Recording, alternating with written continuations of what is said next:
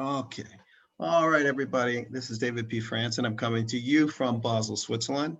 And today, I have with me Kenny Fikes, entrepreneur based out of Knoxville, Tennessee. Kenny and I go way back. He's been on the show a few times before, and I thought it would be a good thing to have him on to discuss a lot of different things, including some of the current events that are happening in the United States mainly, and also around the world.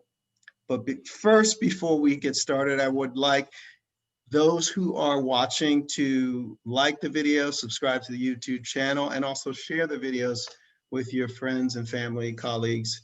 Let them know what we're doing. We are about presenting creators and creatives, I say. And in that bracket are artists, inventors, writers, thought leaders, small business owners, and entrepreneurs. So with that, Kenny, thank you for joining us again. This is your third time on the interview, being interviewed on the interview show, I was going to say. How are things going over in the United States? I'm very curious because I haven't heard a lot of people, we're connected on social media, but I haven't heard that much, or I haven't seen a lot of commenting since months before, right? Well, I haven't really been out much in public. I've been trying to observe social distancing, taking COVID-19 seriously, but at the same time, it can't completely run my life because, as you mentioned, you have entrepreneurs on, and I am an entrepreneur. And, even yesterday, I went into 2 locations without a mask before I realized, oh, let me go back to my truck and get the mask. And then I had a day, so I'm gonna add some levity for people listening. I'm laughing at my own joke. I was doing some business and I posted a photo online on Facebook, and someone commented, "Where's your mask, Kenny?" And I responded, "Full of snot." So it's like you try to do the best you can, but you can't be perfect with it, right? And so sometimes it's that kind of decision that you have to make. But other than sort of working and doing that stuff, haven't done restaurants, even in terms of family. We're doing this on Christmas Eve. My daughter and I will be together on Christmas tomorrow at her house. This is her first Christmas in her home that was purchased in August. Right. Someone mentioned to me the other day, "Hey, Kenny, I think it was a local friend trying to sort of say, if you get lonely, right, but didn't want to say if you're lonely, he said, hey, you can come over here and hang out if you're not going home." And I said, hey, man, my parents are not alive and my children are grown. I am at home. So, I've just been sort of minding my business and keeping it going. Which is what anybody, can do in this particular time. I mean, what I can't get a sense of is how tough things are for people, because in this age of social media, I mean, it used to be where you used to be with people and used to talk to them directly, right? So if they're not, if they're not writing anything, right, and you can't see, or it's not a lot of conversation on social media, you don't know what's happening, right? And I'm actually, in a different, I'm in a different country, very far away.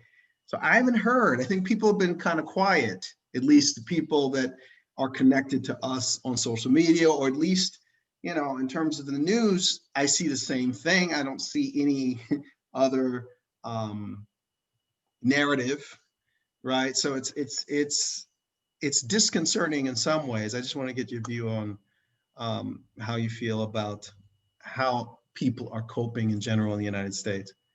Yeah, I think like anything else, it's based on social economics. Everyone knows that. The biggest change I see right now in terms of social media is that Donald Trump is not dominating the airways right now because people realize that he's at the end of his term. Mm-hmm. And so we're able to focus on things that are more important at this point, like the real issues, the real underlying issues. In terms of coping, I think it's very difficult to discern how difficult it may be for some others because, that human thing called pride. I think a lot of people aren't reaching out who are in need, and they're probably in situations where mortgages are behind, things are building up.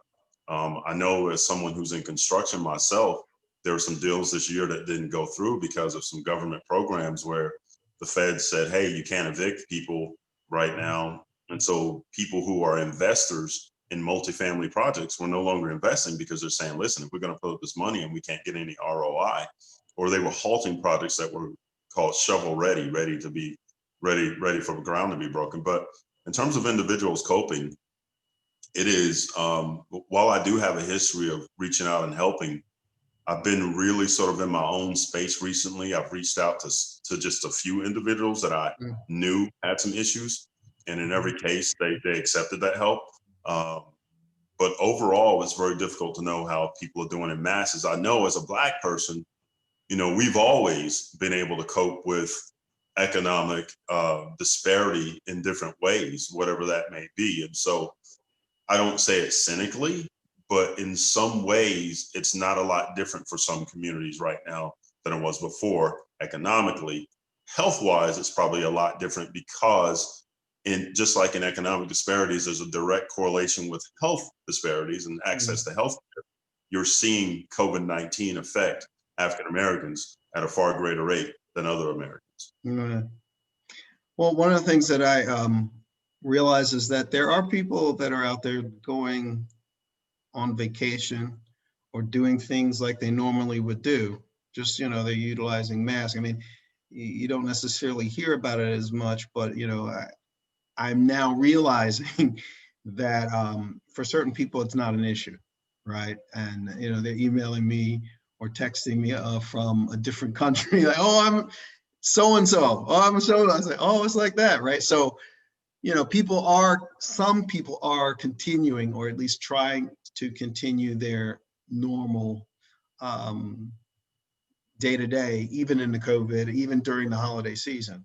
But I sense, at least, that there's a huge impact, and we don't necessarily know because, as you said, people are not talking, right? So, you know, hopefully with 2021, things will change a bit, where you know, things will come back to normal, but we'll see. What are your we talked briefly about conservatism was the word, right? And I just want you to reflect on that as we are in we are facing three major issues, I guess. One is the election, the second is COVID, and the third is the economy. I mean, you touched on it a bit with regard to your own personal, with your projects and so on. But what from a conservative perspective? Yeah, so I'll try to respect that question by answering it, but I don't know that there is a conservative or liberal perspective on the economy unless they're talking points. But so I'll try to address that question directly first and then tell you what I believe my real answer is. Okay. From a conservative perspective, I think that people would go down the road of simply saying that some Republican agenda vis-a-vis Donald Trump having been president over the last few years is responsible for our current economy, minus, you know, but for COVID-19. But in reality, I don't think that's true. He just took credit for a lot of things that were already sort of moving and had that kinetic energy, if you will, from 8 years of the Obama administration. You asked me that question specifically because of my history as a Black Republican, which isn't, you know, sort of your father's Oldsmobile. We've talked about that before. The conservative nature for me has to do with certain things that really aren't conservative. They're just traditional African-American values. But in terms of really the economy, I don't want to bore anyone with this kind of stuff, but you know, Donald Trump likes to talk about this V-shaped recovery, like this bounce back when things get well. But the truth is, if you think of the letter K, a recovery is really more like a K, because you're down and then you have this bounce back for corporations that get basically corporate welfare from the US government, and wealthy individuals who in many cases are able to take advantage of downturns to get wealthier. And then everyone else really is that downward K before it curves back around. And so really people don't do as well. They're just sold a bill of goods by the government and talking heads, and they believe it because they don't look to their right and to their left and go, hey, are you better off? And really none of them are, but they just believe that they are because they're being sold that we're in this great recovery, when it's really for multimillionaires, billionaires, and corporations. And their slope is still on the way down. Just no one says, oh, what about me? So that's kind of the short version of my answer without going down a rabbit hole. Does that work? Look, it's what you're saying. It's what your opinion is. I mean, this is my interest is making sure that ideas get out there so people can actually think about it in a different way. I think that's the whole purpose of the channel, especially in this time. And I mean, I started this in direct response to what happened with the George Floyd issue, and also, leading into COVID, right? Because, I mean, just to give you an example, do you remember when the Iran hostage crisis happened during Jimmy Carter, right? And I do, because I'm a little nerd. Even though I was a little kid, we used to watch and stuff over dinner. Well, me too. Me too. So I was following that, and Nightline was born. Nightline, the show, came out of the crises, and then it just went on and never stopped. I guess now it doesn't exist, or if it does, we don't know about it. But it was that crisis that started that show. So likewise, say what? Ted Koppel. It was Ted Koppel, right? Ted Koppel, because he really was not. Usually they give those night shows to the people who are not really on. He wasn't the top guy, right? He wasn't, but he became the top guy because that was the thing, right? And he was covering in a way that no one else was, right? So likewise, with regard to what I'm trying to do here, is that I'm trying to present ideas. I'm trying to present people who are thinking in such a way that will get people to at least have a conversation, right? And now, with regard to Trump, what's interesting is the position with regard to the bill that I think he already vetoed it, but it was about the $600 versus the $2,000 for people, yes. Right? Yes. Do you have any particular perspective on that with regard to just the basic need for people? I mean, what is your position? Because it's clear, it's super clear to me. I'm interested in hearing your perspective on that. So in the interest of time, because you told me that we were going to look at 30 minutes today versus an hour, I'm going to give an answer that's not comprehensive. And so someone listening to my answer would say, come on, man, that's not complete.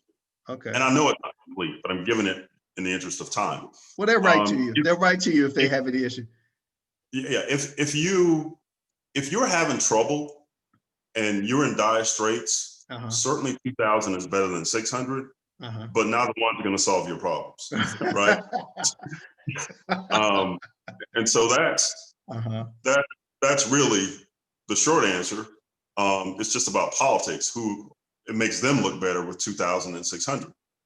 If you're okay and you're not behind on your mortgage, you don't care, right? You're not accustomed to getting checks from the government. You don't need a check from the government.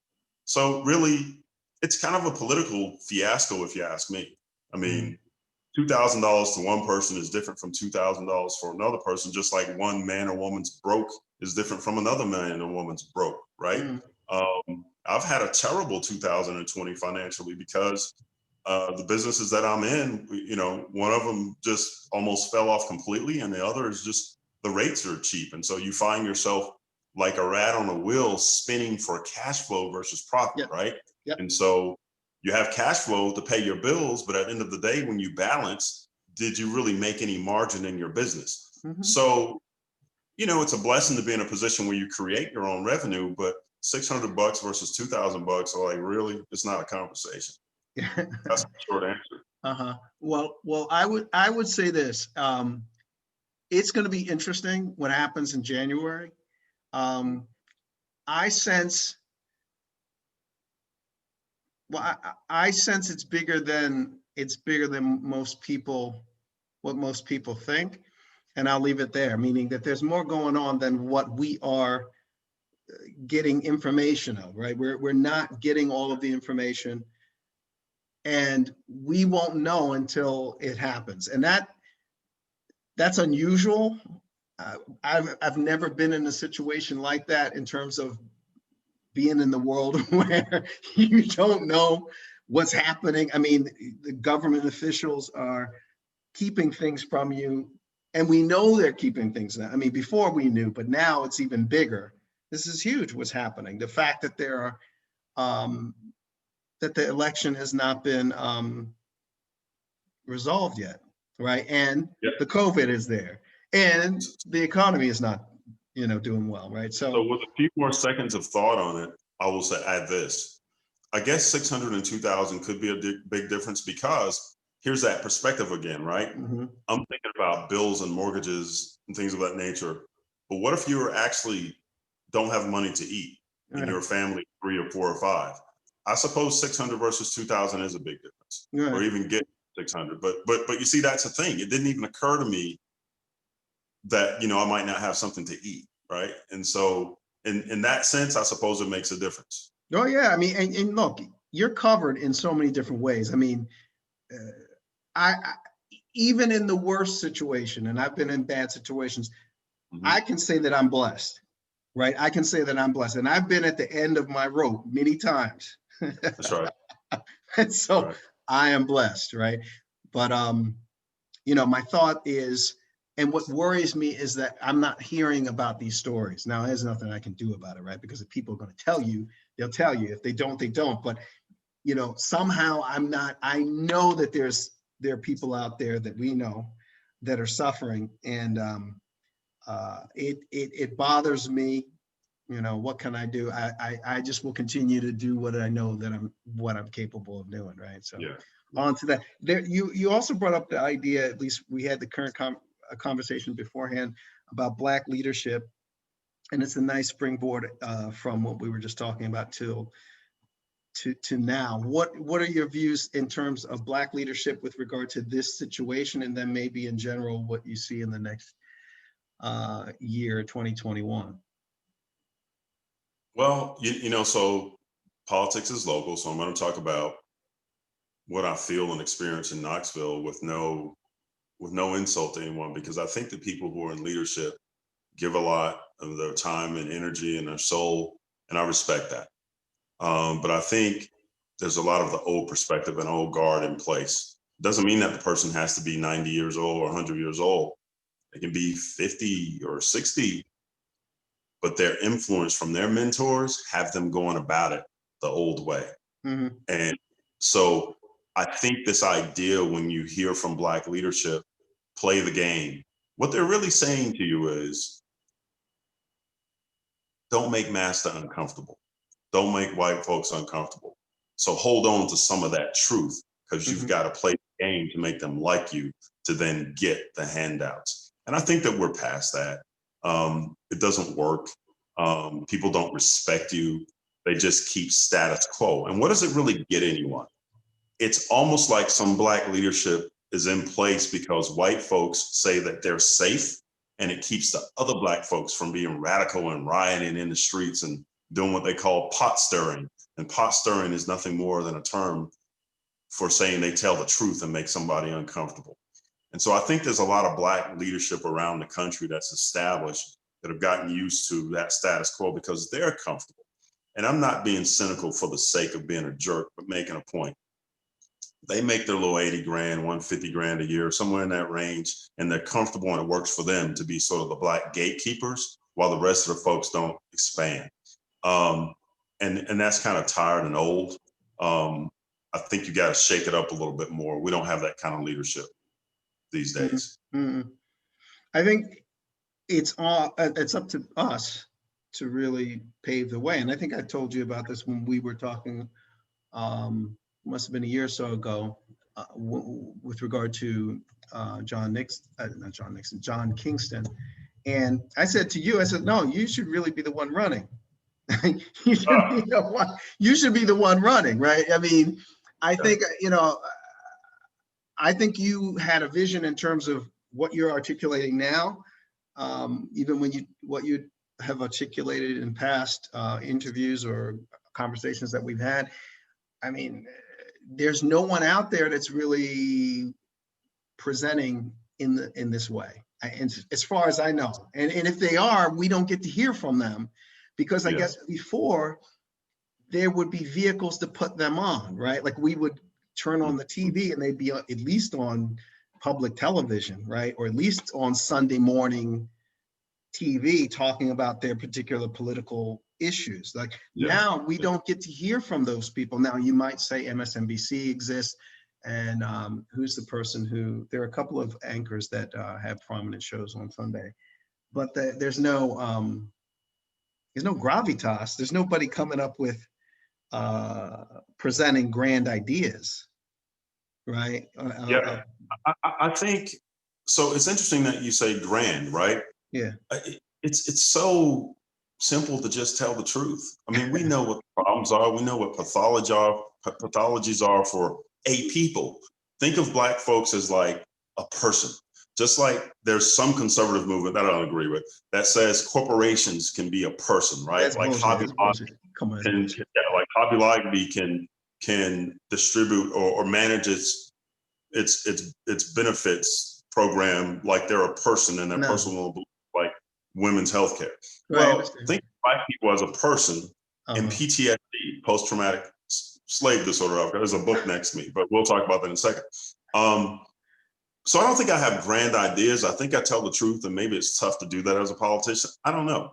But it's interesting you also said that maybe I should have been the one running. I'm not buying it necessarily, but I appreciate it. But when I was out there campaigning for John across the state of Massachusetts, on more than one occasion, people said, "Hey, you should be the one running, and you're out here stumping for him." I was like, "No, he's the guy. He's the guy."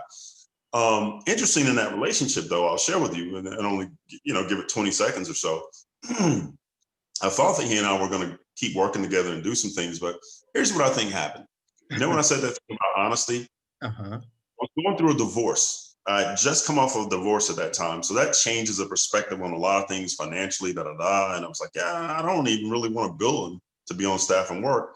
So I think I shared too much personal stuff with him about where I was financially and getting out of divorce and taking a lot of debt and blah, blah, blah. And I believe that planted me in a certain space in his mind that he kept me in, that didn't keep me at a peer equal level, because I just shared where I was at that time. Right. Does that make sense? Yeah, but I mean, it makes sense, but I mean, we don't know. That's number one. But number two, we're at a point now, and this is also, it's to mirror what you said about Black leadership with regard to mainstream leadership.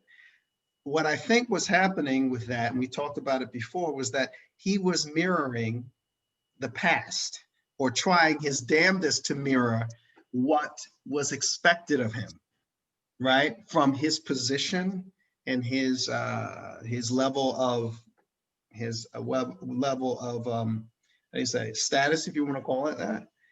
And so he didn't necessarily go in crafting a new way, but authentic way, but also meeting the expectations of the people that he was presenting himself to, right? So in other words, I believe you can artfully present yourself so that you hit all the buttons that they want you to hit, right? But you still maintain your integrity, and people really know who you are. They're not going to follow somebody that they don't know, right? Which also goes to your point about Black leadership, or at least what has to happen in this new, I believe, this new age or this new wave.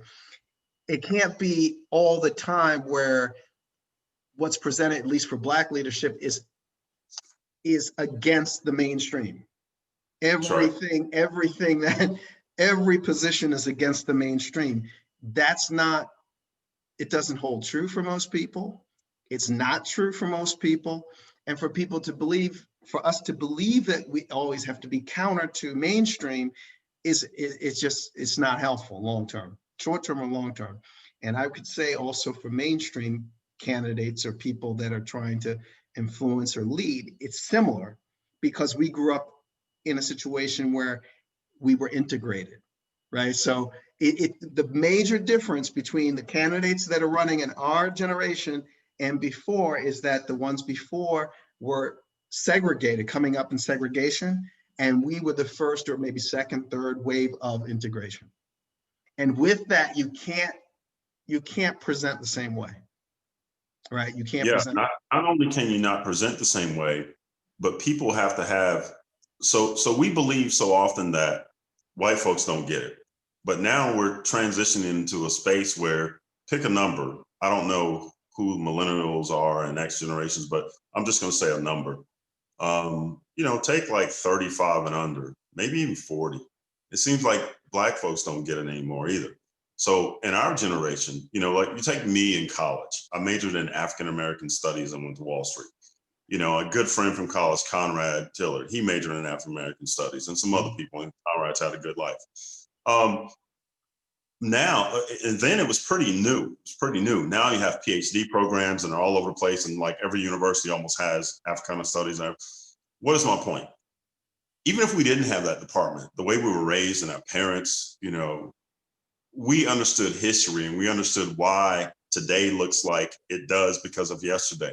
Now you have these Black children and adults who they may not express it as a post-racial society, but they don't even understand. And so one of the things that I've done is, in this personal, and I'll go into this a little bit, David, because I hope that maybe some people in their early 50s or turning 50 or whatever, if their life is okay financially and they're trying to figure out where they are and who they are, that maybe just a little bit of my transition can help them.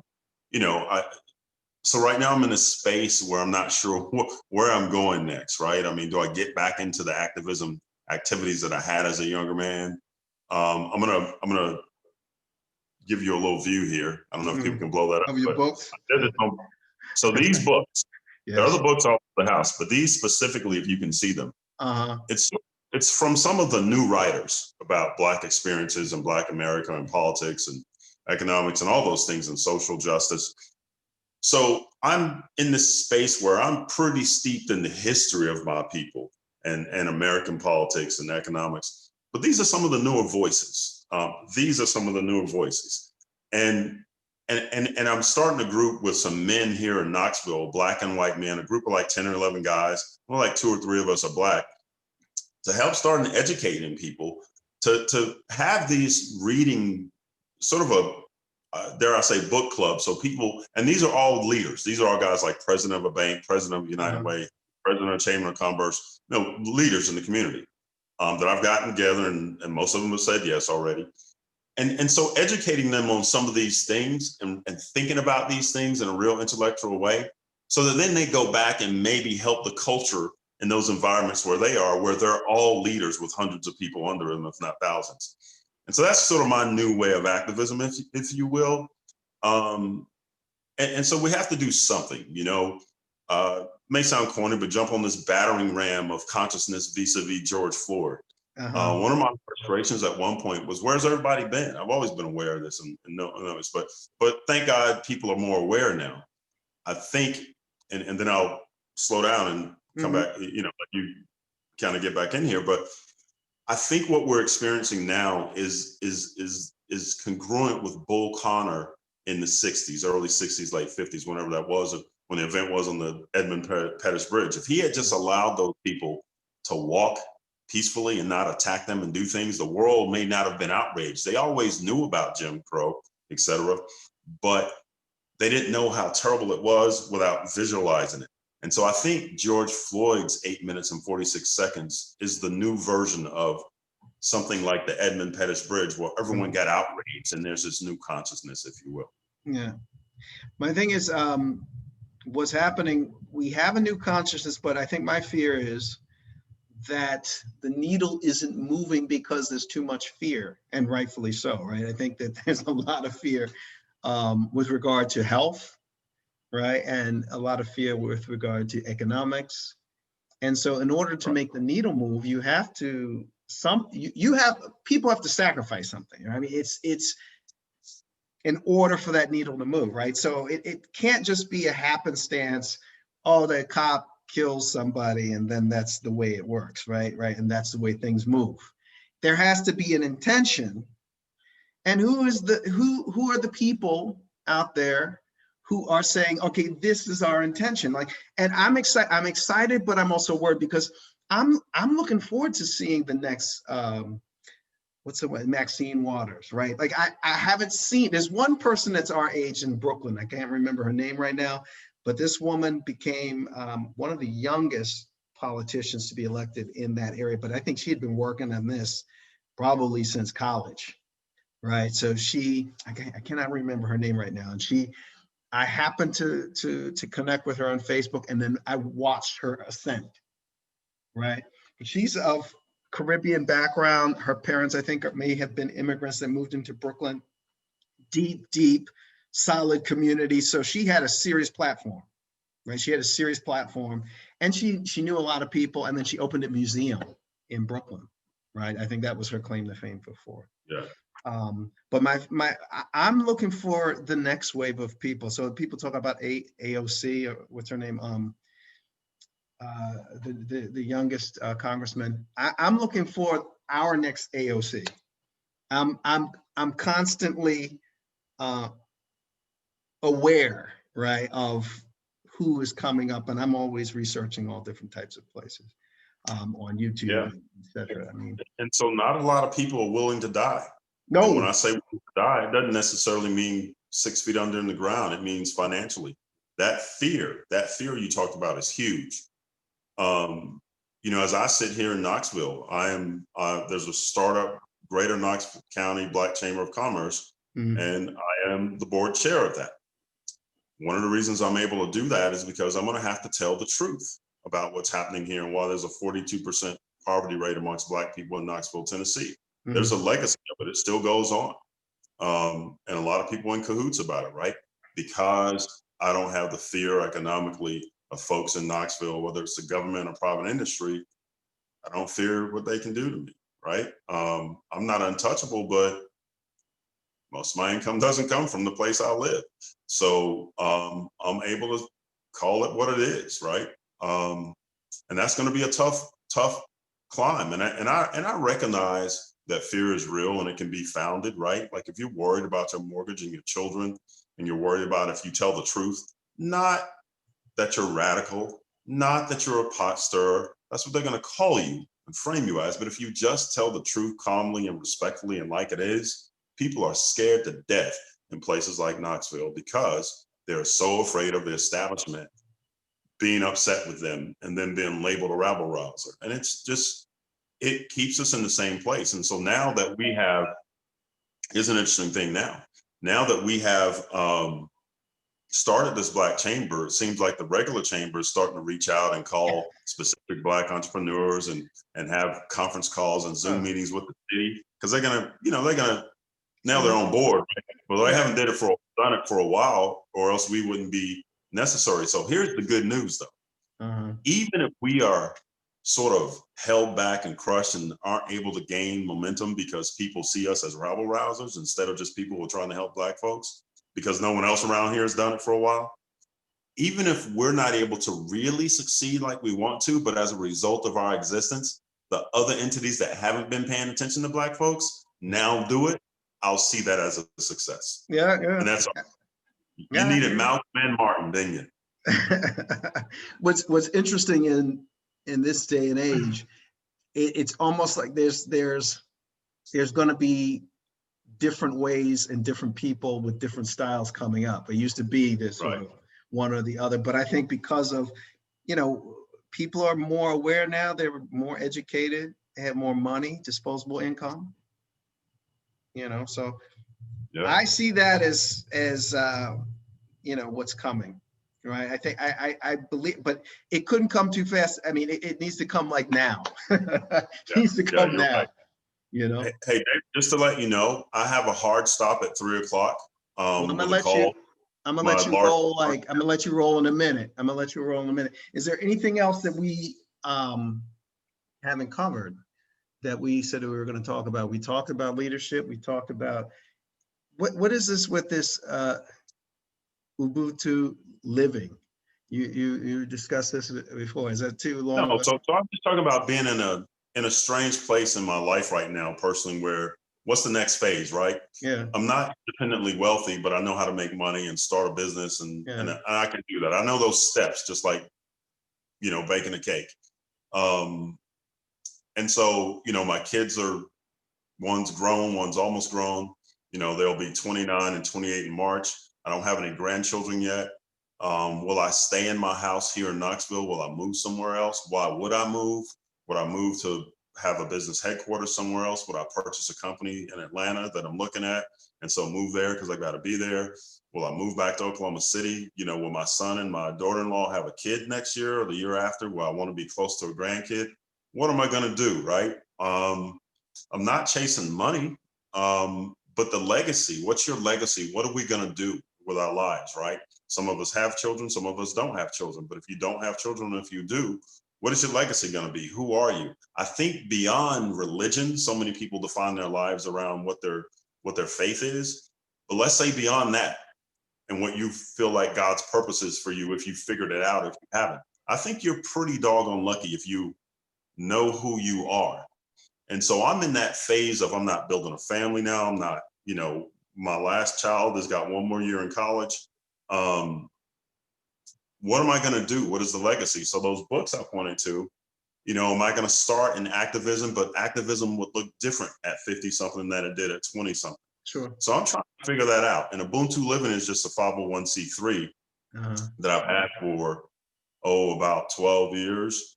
And I haven't done anything with it in 2.5 years because, you know, I went through a stretch of finances changing. Even though it's a 501c3, I never went out and asked for money. I made it 501c3 to ask for money, but I funded it myself. So what am I going to do, right? That's what that's all about. That's where am I? What's the next phase? I feel young and strong and healthy and happy. But reality, everything is math. And I'm really on the back nine, right? There's more behind me than in front of me. That's right. So what am I going to do with it? Well, like hopefully, I'll say stay tuned to what's happening on the channel. I think in 2021, I think it's going to be, we're going to have more people that are thinking and talking like you. There are already people on there that are doing that, but I mean, I'm definitely hitting off or meeting people that are saying, or people who are saying yes to me, that, you know, I can already see it, you know, moving in a certain direction. So I want to thank you for taking the time out pre-Christmas, December 24th. Wishing you and your family and your community happy holidays, and also wishing you a very Merry New Year, if I can say that right. Thank you, sir. And so I appreciate the opportunity to talk. Yeah. I hope just this casual conversation, like we said before, if it's been, you know, 45 minutes and I say something for 30 seconds that helps someone to sway, great. Okay, people listen to you. They listen to you when you're in school, you know, when we're in college. And I think it's important because not a lot of people, we don't interact like we used to. And now it's all virtual, right? So this is how they're going to see you. All right, brother. All right. Much love. All right. Peace. Take care of yourself, and I will be in touch. Thank you. Have a good one.